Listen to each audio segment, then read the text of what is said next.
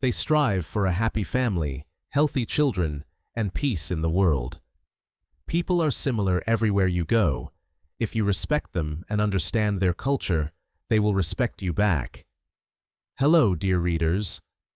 In most of our articles, we talk about how foreigners abroad perceive Russia and Russians. This is an outside perspective, but often it's superficial and distorted by stereotypes deeply rooted in the minds of many Europeans and Americans. Still, it's useful to know how our close and distant neighbors see us. It clears up illusions. But it's far more interesting to hear from foreigners who live in Russia permanently, not just visiting for short stays. Today, we present a detailed response from Leif Bjelland, who lives and works in Yuzhno-Sakhalinsk. By his name, one might assume he's Norwegian, but he calls himself American.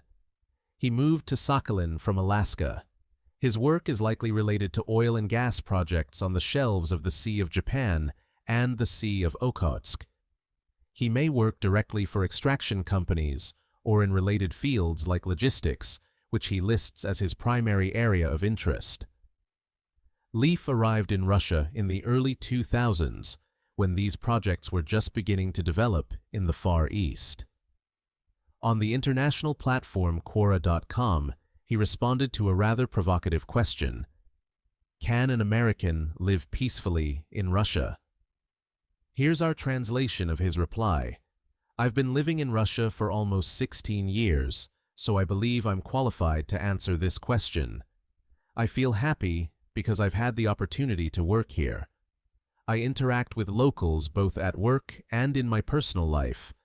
It took me about 8 or 9 years to learn conversational Russian because there was no real need for it most of the time. My work is mainly in English. Of course, knowing the language makes life much easier, as it does anywhere English isn't the main language.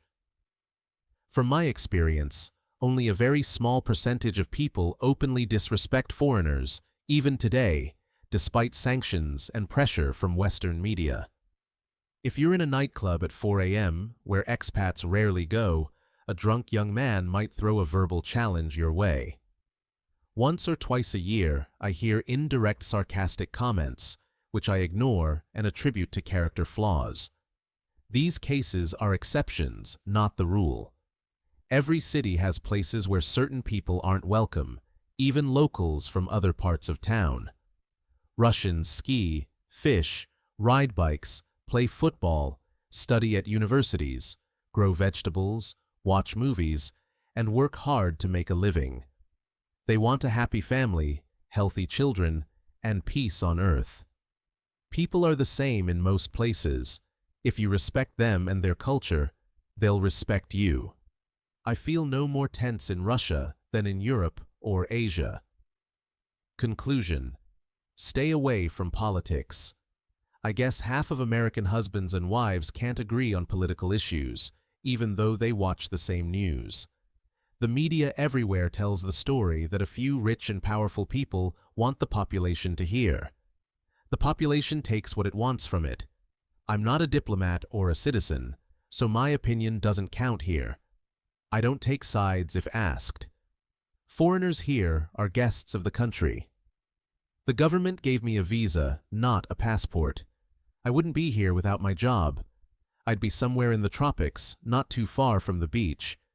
It's an interesting place to visit, and I've had amazing career opportunities, but I can't imagine staying here for so long without a good reason.